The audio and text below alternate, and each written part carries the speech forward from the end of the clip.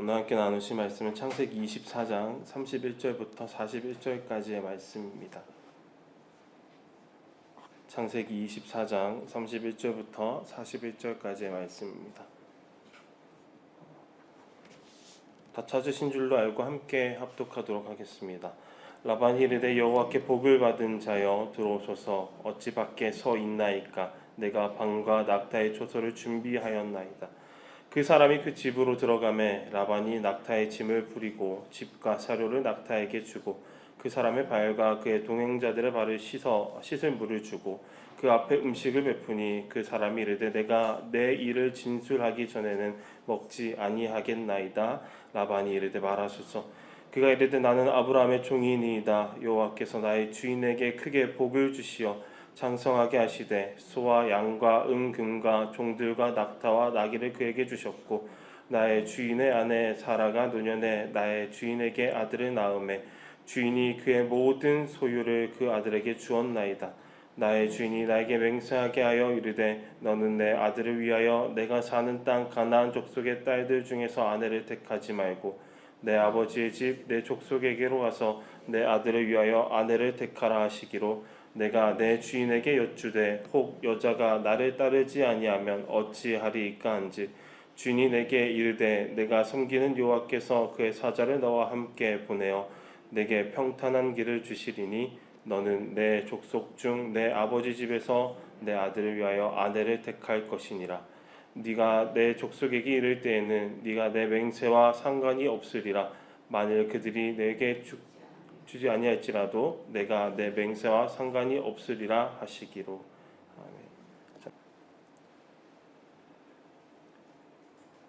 아멘. 노쇠한 몸을 이끌고 약 700km 정도의 여정을 겪은 아브라함의 종은 이제 라반의 집에 들어섰습니다. 지금까지 이 여정을 주인의 명령을 완수하기 위하여서 많은 불편을 그동안 감수해 왔을 것입니다. 먹을 것과 마실 것을 제한하며 섭취해 왔을 것입니다. 영양 공급이 평소보다는 부족하고 수분 공급도 많이 부족했을 것입니다. 또한 안락한 곳에서 제대로 쉬지도 못하였기 때문에 피로는 극에 달했을 것입니다. 힘도 없고 지치고 피곤한 그때에 아브라함의 종은 극진히 환대를 받게 됩니다. 라반은 마음 편히 쉴 방을 준비하고 식사도 준비하였습니다. 아브라함의 종만을 위한 환대뿐만이 아니라 낙타들을 위한 공간도 마련하였습니다. 또 아브라함의 종과 동행자들에게 발을 씻을 물도 준비해 줍니다. 정말 극진히 대접하는 모습을 보게 됩니다. 이런 상황에 저 여러분들이 이 아브라함의 종이었다면은 어떤 마음을 가장 먼저 가졌을까요? 아마도 줄인 배를 채워야 되겠다라는 생각이 자연스럽게 떠올랐을 것입니다. 그동안의 피로를 풀기 위하여서 잠시 쉬어도 좋겠다라는 생각도 들었을 것입니다. 너무나도 자연스러운 현상입니다. 하지만 오늘 본문의 아브라함의 종은 이 말을 가장 먼저 꺼냅니다. 33절인데요. 내가 내 일을 진술하기 전에는 먹지 아니하겠나이다. 극진한 환대 앞에서 단호한 종의 모습을 보게 됩니다. 자신의 사명을 위해서 충성스러운 사명자의 모습을 보게 됩니다. 이 장면을 보면서 이런 생각을 할 수도 있습니다. 굳이 저렇게까지 할 필요가 있는가? 저 이야기를 밥 먹은 후에 해도 늦지 않을 텐데, 저 이야기를 조금 자고 일어나서 맑은 정신으로 해도 더 좋을 텐데, 순탄하게 적절하게 나의 결핍도 채우면서 동시에 주인의 일을 감당하는 것도 이게 더 좋은 지혜로운 방법이 아닌 것인가 라는 그런 생각도 할 수 있습니다. 그럼에도 이 아브라함의 종이 자신의 갈급함을 먼저 채우지 않습니다. 오히려 주인과의 맹세를 우선적으로 처리하는 모습을 보여줍니다. 그 이유가 무엇 때문이겠습니까? 무엇이 그를 지친 마음도 몸도 뒤로하게 만들었겠습니까? 그의 마음의 중심에는 이삭과 하나님이 준비하신 배필을 연결시켜 주어야 한다. 하나님의 언약이 내 주인 아브라함에게서부터 다음 세대로 넘어가게 하여야 한다라는 그 사명이 마음의 중심에 있었기 때문입니다.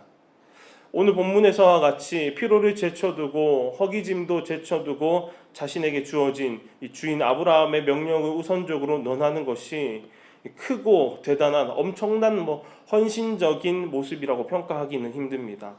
하지만 그건 아십니까? 사소한 것에서 디테일한 부분에서 그 사람의 의도가 드러난다라는 것입니다. 걸작이면 걸작일수록, 명품이면 명품일수록, 장인이면 장인일수록 사소한 부분에도 자신의 의도와 최선을 담아내는 것입니다. 보이는 곳이든 보이지 않는 곳이든 충성을 다합니다. 최선을 다하며 정갈하게 그 일을 행합니다.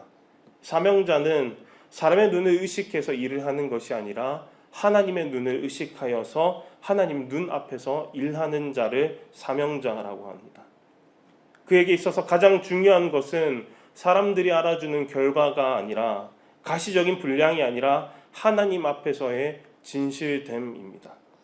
그렇기에 이 종은 허기와 피로를 제쳐들고 환대의 식탁 앞에서도 먼저 자신의 사명에 대한 이야기를 꺼내놓는 것입니다. 그의 우선순위는 분명했고 그의 마음의 중심에는 주인의 뜻이 새겨져 있습니다. 누가복음 16장 10절에 예수님께서 이렇게 말씀하십니다. 지극히 작은 것에 충성된 자는 큰 것에도 충성되고 지극히 작은 것에 불의한 자는 큰 것에도 불의하니라. 이처럼 하나님께서는 사소한 자리에서도 충성되게 행하는 자를 큰 일에도 사용하시는 분입니다. 하나님 앞에서 언제나 충성됨이 저와 여러분들에게 죽는 날까지 있어야 할 줄 믿습니다. 주인인 아브라함이 보고 있지 않아도 이 종은 그 자리에서 충성되게 아브라함의 마음으로 내 일처럼 여기며 행하는 것입니다. 우리에게 이런 마음이 필요합니다. 하나님의 꿈이 나의 꿈이 되어야 합니다. 제가 대학교 입학할 때 개강 예배 때 그때 첫 설교를 학과 첫 설교를 듣게 되었는데 그 첫 설교의 본문이 아직도 기억에 남습니다. 고린도후서 5장 20절에 사도 바울은 우리의 정체성이 이렇다라고 이야기해 주는데요.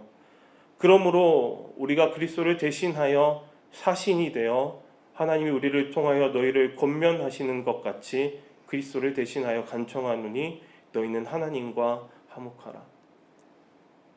그리스도를 대신하여 사신이 되어 너는 하나님의 대사이다. 너는 하나님을 대신하여 일하는 대사이다. 하나님이 너에게 시키실 일이 있다. 너는 그 일을 어떻게 감당하겠느냐? 하나님이 너에게 맡기실 일이 있다. 너는 그것을 어떻게 처리하겠느냐?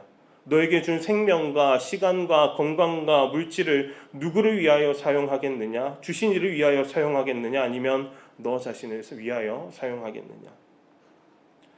우리가 날마다 기억해야 할 것은, 잊어서는 안 될 것은 우리의 생명이 우리의 것이 아니라는 것입니다. 우리의 삶이 우리를 위한 삶이 아니라는 것입니다. 하나님이 하나님의 나라를 위하여서 하나님의 군사들에게 주신 것입니다. 이 정체성이 우리에게 희미해져서는 안 되는 것입니다. 이 정체성을 빼앗겨서는 안 됩니다. 이 정체성을 우리가 타협하여서는 안 됩니다. 하나님께서 우리더러 너 이제 그 사역 그만하고 돌아와라 라고 부르실 그날까지 우리가 우리의 사명을 잊어서는 안 되는 것입니다. 그러나 이 말은 오늘 본문의 아브라함의 종이 행한 장면은 우리에게 사명을 위하여 자신의 건강을 챙기지 말고 자신의 상황과 여건을 고려하지 말고 자신의 가족을 돌보지 말라는 말이 아닙니다. 우리의 마음의 중심과 우선순위가 무엇인지 늘 점검해 보라는 것입니다. 하나님이 우리에게 주신 사명과 함께 우리가 여전히 감당해야 할 현실과 상황들이 있지 않습니까? 육신의 연약함, 능력, 역량, 자격의 부족함, 빠듯한 생활, 여전히 우리가 책임져야 할 많은 것들. 우리가 이 모든 것들을 제쳐두고 사명 우선적으로 선택하면 우리의 삶은 불편해지고 어려워지고 더 힘들어질 것입니다. 저는 지금까지 많은 분들로부터 이런 이야기를 많이 들었습니다. 어떤 이야기였냐면요. 사명을 감당하면 하나님께서 다 채워주신다. 사명을 감당하면 하나님께서 부족함 없이 넉넉하게 주신다. 이 말씀이 맞습니다. 하나님은 사명을 따라가는 자에게 힘과 능력과 여러 가지를 채워주십니다. 위로와 격려와 칭찬을 아끼지 않는 분이 바로 우리의 하나님이십니다. 그러나 그렇지 않은 경우도 더러 있더라고요. 그래서 많은 사람들이 낙심하고 실망하며 이 사명 감당하기를 포기하는 경우도 있습니다. 내 삶의 현실에 부딪혀서 우리의 정체성을 포기하는 경우가 있다는 것입니다. 제가 이렇게 사명에 대해서 이야기하는 것은 꼭 목회자만을 두고 이야기하는 것이 아닙니다. 구원받은 저와 여러분, 사명을 가진 저와 여러분들을 두고 이야기하는 것입니다. 구원받은 자라면 모두에게 다 하나님께서 주시는 사명이 있다는 것입니다. 우리가 기억해야 할 것은 우리의 사명은 하나님과의 거래가 아니라는 것입니다. 하나님, 제가 하나님께 이만큼 헌신했으니 저에게 복을 주십시오. 제가 이만큼 낭비했으니 저에게 이만큼 갚아주십시오. 라고 사명은 직업적으로 다가가서는 안 된다는 것입니다. 하나님께 내 노동력을 제공하고 그 대가로 월급을 받으면서 하나님의 일을 해주는 것이 아닙니다. 사명을 감당하는 것은 헤아릴 수 없는 은혜에 대한 자동적인 반응입니다. 하나님께서는 구원받은 저와 여러분들에게 이미 모든 것을 다 주시면서 그와 함께 사명을 부탁하십니다.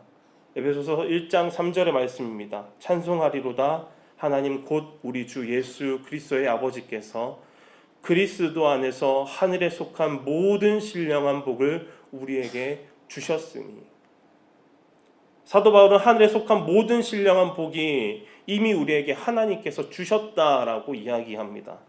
예수 그리스도를 믿으면 예수 그리스도의 구원을 얻었으며 예수 그리스도 안에서 그분의 삶을 살아가면 이미 모든 복을 다 얻었다라고 말하는 것입니다. 사명에 대한 저 여러분들의 삶은 어떻습니까?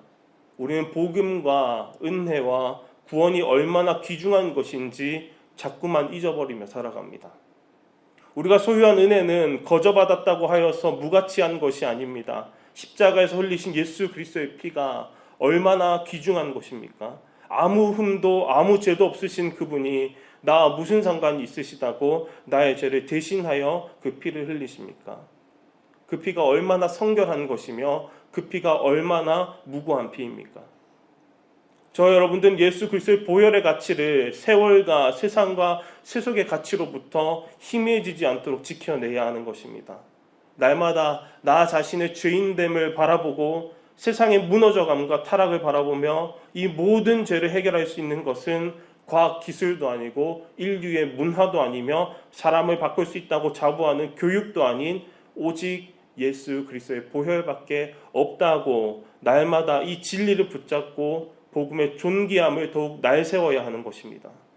그 무엇보다 가장 높이 드높여야 하는 것은 복음이라는 것입니다. 우리는 이 복음을, 하나님의 구원을, 하나님의 은혜를 내 마음 가운데서 날마다 단단하게 재련해 나가야 하는 것입니다. 여러분, 복음은, 사명은, 은혜는 진리입니다. 진리는 내 생명을 희생해서라도 지켜낼 만한 가치가 있는 것을 진리라고 이야기합니다. 우리가 불편함을 감수하면서도 내 삶에서 지켜낼 만한 가치가 무엇이 있겠습니까? 더 많은 재산을 모으는 것, 나의 아름다움을 지켜내는 것, 더 많은 사람을 모으는 것, 많은 사람들에게 영향력을 끼치는 것, 더 좋은 상황과 환경을 만들어 나가는 것, 이것이 우리의 진리가 되어서는 안 됩니다. 세상은 자꾸만 이야기합니다. 진리가 여기에 있다, 저기에 있다. 돈을 위하여 너의 시간을 내어라. 잘 살기 위하여 너의 모든 것을 지불해라. 행복을 위하여서 너의 영혼도 거리낌 없이 교환해라. 자꾸만 가지라고 이야기하고 자꾸만 채우라고 이야기합니다. 그러나 사명자의 삶은 전혀 다릅니다. 사명자는 다른 모든 것을 다 밀어내는 삶입니다. 그리고 단 한 분, 유일한 한 분 앞에서 살아남는 인생을 살아가는 것입니다. 그 한 분이 누구입니까? 바로 예수 그리스도입니다. 나를 불러주신 주님, 그분 앞에서 내가 어떤 사람인지 그 주님 앞에서 나를 자신을 돌아보며 항상 점검하고 채찍질하는 사람인 것입니다. 모든 관심은 우리 주 예수 그리스도께 집중하는 것입니다. 주 예수 그리스도로 만족하며 사는 것입니다. 한눈 팔지 않는 것이 사명자의 삶입니다. 우리가 복음을, 사명과 은혜를, 구원을 그렇게 여기고 있습니까? 오늘 나에게 주실 은혜를 위하여서 모든 것을 내가 밀어내는 삶을 살아내고 있습니까? 나에게 주어진 복음을 위하여서 세상의 모든 것들을 다 해로 여기고 계십니까? 내가 받은 사명을 위하여서 세상의 모든 것들을 모두 다 버리는 삶을 살아내고 계십니까? 여러분, 표대를 향하여 나아가시기 바랍니다. 예수 그리스도의 깃발을 향하여 달려가시기 바랍니다. 부름 받은 곳을 향하여 시선을 집중하십시오. 부름 받지 않은 것에 귀 기울이지 마십시오. 나의 존재를 세상에서 발견하려 하지 않고 오직 예수 그리스도 안에서 인정받고자 하십시오. 이것이 오늘 우리가 오늘날도 그리고 앞으로도 살아내야 할 삶의 원리입니다. 말씀을 마치고자 합니다. 19년 된 제 친구가 한 달 사역에 지친 저에게 이런 말을 툭 던지더라고요. 여성아, 사명자는 죽지 않는다. 그 사명을 다할 때까지 하나님께서 지키신다. 하나님은 사명자가 죽어서도 그 사명을 감당하게 하신다. 여러분, 우리가 이 땅에서 살다가 이 사명을 다 완수하지 못할 수도 있습니다. 그러나 이 사명 우리 손으로 끝내어서는 안 되는 것입니다. 이 사명 우리가 빼앗겨서도 안 되는 것입니다. 죽음도 사명자에게서 사명을 빼앗을 수 없습니다. 오히려 우리의 사명은 죽음을 통하여서 절정에 이른다는 것을 기억하시기 바랍니다. 사명을 따라가는 자에게 무엇이 준비되어 있습니까? 디모데후서 4장 7절과 8절입니다. 나는 선한 싸움을 싸우고 나의 달려갈 길을 마치고 믿음을 지켰으니 이제 후로는 나를 위하여 의의 면류관이 예비되었으므로 주 곧 의로우신 재판장이 그 날에 내게 주실 것이며, 하나님 나라가 완성되는 그날까지 주신 사명을 감당하며 마지막 영광을 누리는 저와 여러분들이 되시기를 간절히 소망합니다.